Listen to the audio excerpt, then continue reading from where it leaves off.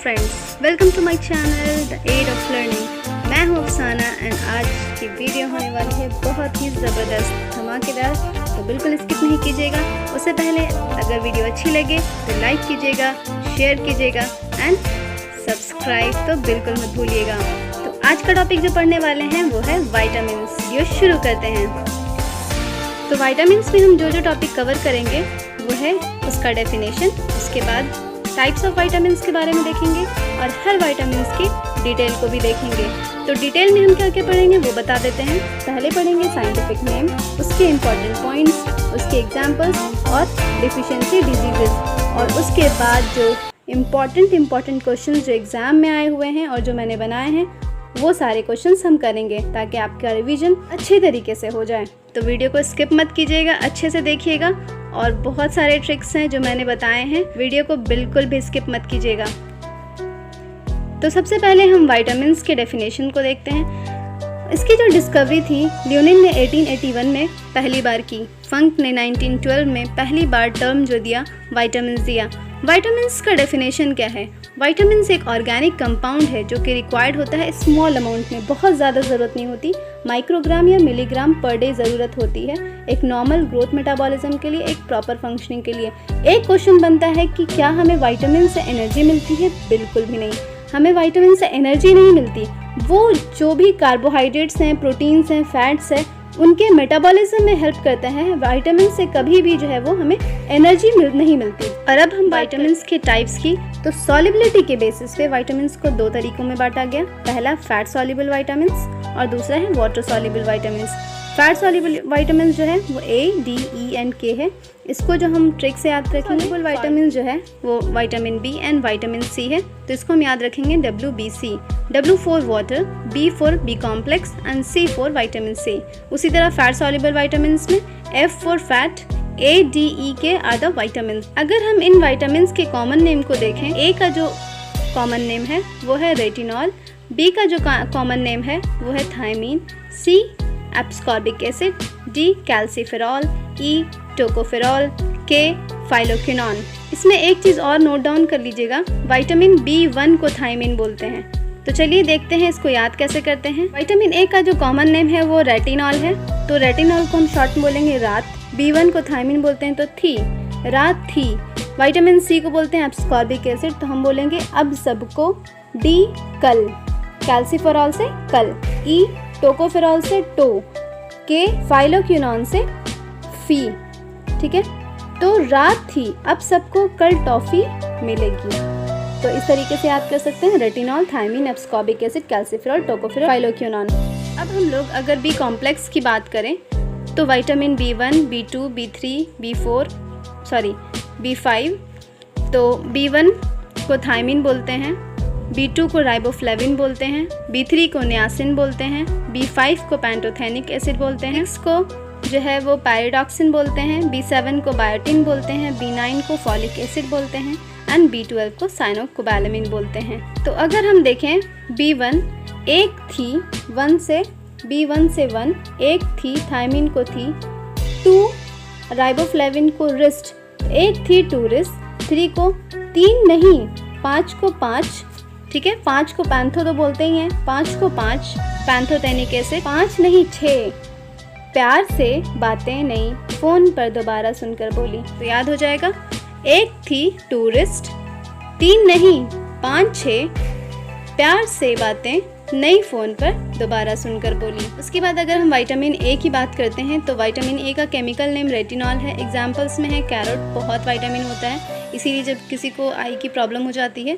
तो उनको कैरेट खाने के लिए बोला जाता है। साथ साथ ग्रीन लीफी वेजिटेबल्स में स्पाइनच। ठीक है, अगर ऑप्शन में कभी कैरेट और स्पाइनच साथ में देता है तो carrot is the most correct answer, क्योंकि कैरेट में बहुत ज़्यादा रिच होता है विटामिन A। येलो फ्रूट्स जैसे कि papaya, mango, animal liver, egg fish. ठीक है, तो लिवर, एग फिश ये कॉमनली इनमें सारे विटामिन्स मौजूद होते हैं। ठीक है, फंक्शन क्या है? इसेंशियल फॉर नाइट विजन, और इसमें डिजीज़ेस जो हैं नाइट ब्लाइंडनेस है, जीरोप्थैल्मिया और केराटोमलेशिया है। इसको याद कैसे करेंगे? आइए रात में, A फॉर आइए, रेटिनॉल फॉर रात में, गाजर, हरी सब्जी, पीली फल लेकर रात की रोशनी 0 से कम कराइए। कम नहीं कराना, बढ़ाना है। तो लेकिन हम लोग याद करने के लिए ऐसे बोलते हैं 0 से कम कराइए। 0 मतलब ज़ीरोप्थैल्मिया, ठीक है, रात की रोशनी, नाइट ब्लाइंडनेस, कम कराइए। यानी के बाद अगर हम B1 की बात करें तो B1 का केमिकल नाम जो है वो थायमीन होता है। एग्जांपल्स जो है वो rice bran, whole grains, nuts, germinating seeds, lentils, liver, egg, fish मैंने बताया, मीट, मिल्क, ये सारी चीज़ें जो है वो ऑलमोस्ट इसमें सारे विटामिन्स मौजूद होते हैं। फंक्शन क्या है, ये एक तो यूटिलाइजेशन ऑफ कार्बोहाइड्रेट करता है। मैंने बोला कि एनर्जी नहीं प्रोड्यूस करता है विटामिन्स, हमेशा जो है जो भी एनर्जी प्रोड्यूसिंग सब्सटेंस है, कंपाउंड्स हैं, उनके मेटाबॉलिज्म में हेल्प करता है। दूसरी बात, विटामिन B1 कभी भी बॉडी में स्टोर नहीं होता, इसलिए हमेशा हम लोगों को बाहर से ही लेना पड़ता है। डिजीज़ेज़ जो है बेरी है, इसकी वजह से, इसकी कमी से बेरी हो जाता है। करेंगे तो हम लोग B1 बेच कर एक बारी चावल दाल, थक गई तो ग्लूकोज यूटिलाइज हो गया। कैसे, मतलब थक गए ना, बेचे बहुत सारे चावल दाल, देखे बारी बारी चावल दाल जो है वो बेचने के बाद क्या हुआ, थक गए तो ग्लूकोज यूटिलाइज हो गया। ई फॉर विटामिन B1 एक, यानी B1, बारी मतलब बेरी, चावल दाल मतलब राइस ब्रान, लेंटिल्स उनका जो है वो रिच सोर्स होता है। थक गई तो थ से थायमीन, ग्लूकोज यूटिलाइज हो गया, यानी कि कार्बोहाइड्रेट। अगर हम B2 की बात करें तो इसका केमिकल नेम पता है, राइबोफ्लेविन होता है। एग्जाम्पल्स हैं milk, liver, kidney, heart, egg yolk और स्प्राउट्स में होते हैं। इनके फंक्शन क्या है, regulatory function of some hormone, कुछ हार्मोन्स के रेगुलेटरी फंक्शंस होते हैं जो कि कंसर्न होते हैं कार्बोहाइड्रेट के मेटाबॉलिज्म से। और डिजीज़ेज जो हैं वो चेलियोसिस हो जाता है। चेलियोसिस का मतलब होता है हमारे जो माउथ के एंगल्स होते हैं उनमें फिशर्स हो जाते, मतलब वो फट जाते हैं, उसी को चेलियोसिस बोलते हैं, और वो विटामिन B2 की वजह से। अगर हम इसके ट्रिक को देखें तो अब रिब, किडनी, लिवर, जर्दी खा, हार्मोन का फंक्शन बढ़ा और चिल्ला, हेयर लॉस। एक चीज़ और है, हेयर लॉस भी इससे हो जाता है। तो विटामिन B2 से 2, रिब इज़ द राइबोफ्लेविन। जो विटामिन B2 रिच होता है वो है kidney, liver and egg yolk, और इसका फंक्शन क्या है, हार्मोन का जो फंक्शन है उसको इंक्रीज़ कर देता है ताकि ग्लूकोज का यूटिलाइजेशन हो, कार्बोहाइड्रेट का यूटिलाइजेशन हो। और इसका जो डेफिशिएंसी डिजीज़ है वो चिलियोसिस है, इसलिए चिल्ला इसका वो ट्रिक बनाया मैंने। और हेयर लॉस भी हो जाता है। विटामिन B3 की बात 3 नहीं से हमने याद किया था नियासिन, 3 नहीं तो B3 नियासिन। एग्जाम्पल है liver, fish, beans and peanuts. Function क्या है, ये कोएंजाइम की तरह काम करता है। NAD और NADP+, ये सारे जो है कोएंजाइम्स की तरह काम करते हैं। डिजीज़ है पैलिग्रा में क्या होता है कि डर्माटाइटिस हो जाता है, डायरिया हो जाता है और डिमेंशिया। वो ये है कि B3 से 3 बार निया आई, मैट को पागल किया 3 दिन। निया एक नाम है ना, निया शर्मा जैसे है, मॉडल है ना, उसी तरीके से निया शर्मा एक नाम है। 3 बार निया आई, मैट को पागल किया 3 दिन। तो इस तरीके से हम याद कर सकते हैं। B5 की बात करें, B5 का केमिकल नेम है पैंथोथेनिक एसिड। एग्जाम्पल है present in all common food sources, तो ये हर जगह मिलता है। और रिचेस्ट सोर्स जो है वो हनी है। फंक्शन क्या है इसका, ये इन्फेंट के ग्रोथ में और चिल्ड्रन के ग्रोथ में ये हेल्प करता है। डिफिशिएंसी डिजीज़ है वो बहुत ही रेयर होता है, और अगर हो गया इनएडिक्वेट ग्रोथ हो सकता है। उसके बाद अगर B6 की बात करें तो B6 का केमिकल नेम पैराडॉक्सिन है। एग्जाम्पल्स जो कि रिच होते हैं B6 में, ईस्ट है, राइस पॉलिशिंग है, मिल्क है, मीट है, एग है, लीफी वेजिटेबल्स, लिवर्स वगैरह हैं। फंक्शन क्या है, essential for growth of infants, और इसकी कमी से जो डिजीज़ होता है वो हाइपोक्रोमिक माइक्रोसिस्टिक एनीमिया हो जाता है। उसके बाद B7 की बात करें तो B7 बायोटिन कहते हैं इसको।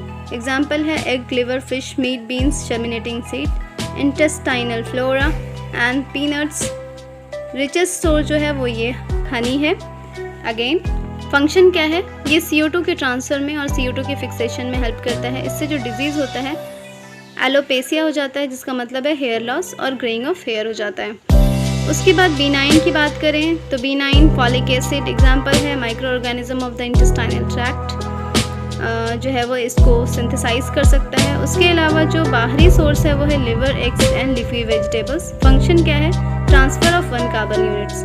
वो फंक्शन नहीं पूछता इन सब का, B9 का या फिर जो है वो B7 का, इन सब का ज़्यादा फंक्शन नहीं पूछा जाता। डिजीज़ है अफेक्ट DNA सिंथेसिस, ये DNA सिंथेसिस को अफेक्ट कर सकता है अगर इसकी डिफिशिएंसी हो गई तो।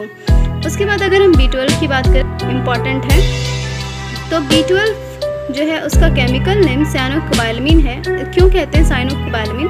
इसलिए कोबाल्ट होता है और वो साइनाइड से लिंक होता है, और इसके अलावा इसको एक्सट्रिंसिक फैक्टर ऑफ कैसल भी बोलते हैं, ठीक है। और इसके जो एग्जांपल्स हैं जहाँ पे ये रिच होता है, रिच सोर्स जो इसका है वो लिवर है, एग है, मीट है, फिश है। ये क्वेश्चन बहुत इंपॉर्टेंट है, ये नेसेसरी होता है सिंथेसिस ऑफ डीएनए के लिए और एरिथ्रोसाइट्स का यानी आरबीसी का डेवलपमेंट और मैचुरेशन के लिए।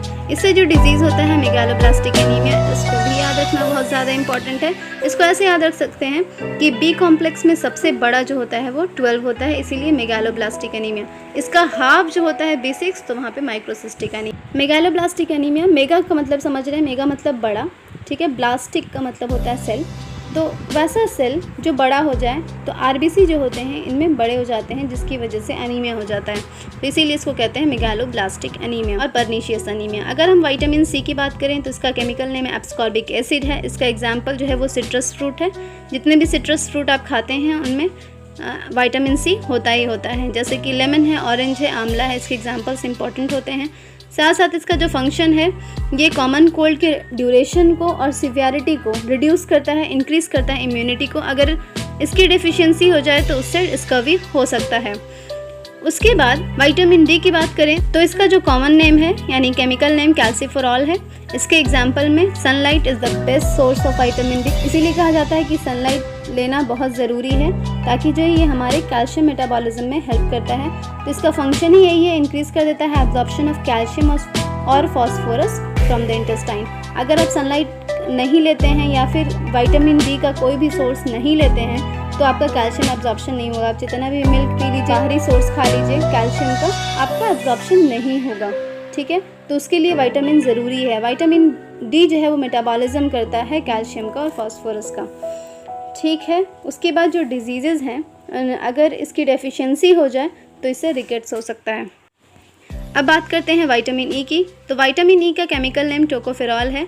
जो रिच सोर्स है वो वेजिटेबल ऑयल है, सनफ्लावर, सैफफ्लावर और soybean, almonds and peanuts. Function है ये एंटीऑक्सीडेंट की तरह काम करता है और इम्पॉर्टेंट होता है रिप्रोडक्टिव फिजियोलॉजी के लिए, ठीक है। अगर इसकी डेफिशिएंसी हो जाए तो क्या हो जाएगा? परमानेंट स्टेरिलिटी हो जाएगी मेल्स में। अगर हम बात करें इसके ट्रिक की तो इसका ट्रिक मैंने बनाया है, इसको टोको फेंको ऑयल में ताकि परमानेंट स्टेराइल हो जाए। मतलब ई, इसको से ई, विटामिन ई, टोको फेंको यानी टोकोफेरॉल, ऑयल्स में सनफ्लावर, सैफफ्लावर एंड सोयाबीन ऑयल।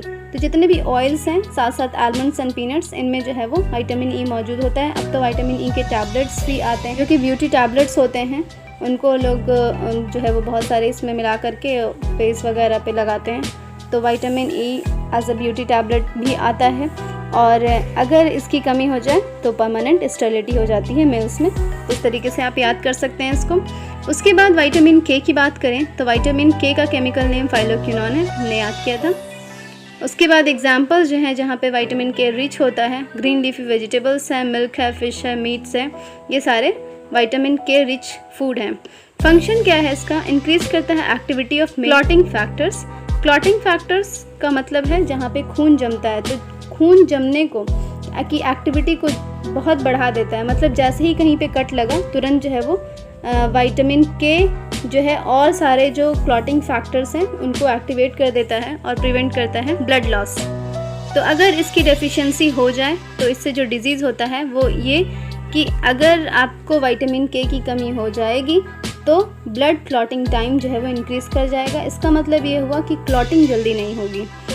उसके बाद अगर इसके ट्रिक की बात करें, कुत्ते ने ऐसे काटा, फैला खून तो ना रुका।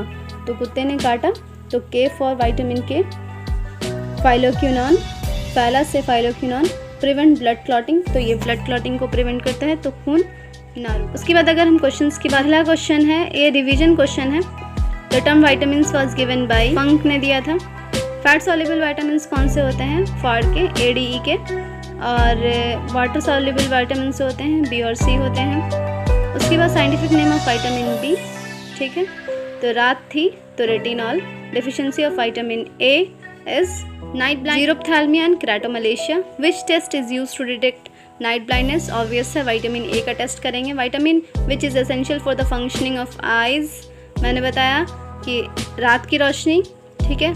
तो आइज से रिलेटेड है vitamin A। Which pigment is non pro vitamin A. तो इसका जो आंसर है वो बीटा कैरोटीन है। ये मैंने उसमें नहीं डाला है, कुछ क्वेश्चन में जो है वो आपको मिल जाएगा, ठीक है ना। जो मैंने वहाँ पे नहीं डाला वो यहाँ पे मिल जाएगा, तो क्वेश्चन को भी ध्यान से देखिएगा। Vitamin A is abundant in, abundant कहाँ होता है? कैरेट में होता है, ग्रीन लीफी वेजिटेबल्स में होता है, पीले फल में होता है जैसे कि पपाया एंड मैंगो, ठीक है। तो ये सारे हो गए विटामिन ए के से related question. Scientific name of vitamin B1 thiamine बोलते हैं। डेफिशिएंसी को बेरी बेरी बेच कर एक बारी, ठीक है, beriberi. Scientific name of vitamin B2 riboflavin बोलते हैं। Which vitamin is sensitive to light? इसका आंसर है विटामिन ए, क्योंकि यही सेंसिटिव टू लाइट होता है। Scientific name of vitamin B3 का साइंटिफिक नेम नियासिन है, 3 नहीं तो niacin, 3 niacin. Deficiency of vitamin B3 causes, तो डेफिशिएंसी डिजीज़ का हमने क्या याद किया था? तीन बार निया आई, मैड को पागल किया तो pellagra. Vitamin which is known as anti pellagra vitamin, तो एंटी पैलेग्रा विटामिन B3 है। उसके बाद scientific name of vitamin B5 pantothenic acid. Deficiency of vitamin B5 causes, मैंने बताया था कि विटामिन B5 जो है सारे फूड अवेलेबल होते हैं, इसलिए विटामिन B5 से ज़्यादा कोई डिफिशिएंसी नहीं हो पाती, लेकिन अगर होता है तो इनएडिक्वेट ग्रोथ होता है। Scientific name of vitamin B6, तो हमने ट्रिक क्या याद किया था? 5 6 प्यार से, तो 6 pyridoxine. Scientific name of vitamin B7, vitamin B7 का हमने क्या याद किया था? प्यार से बातें, बायोटिन, बातें बायोटिन।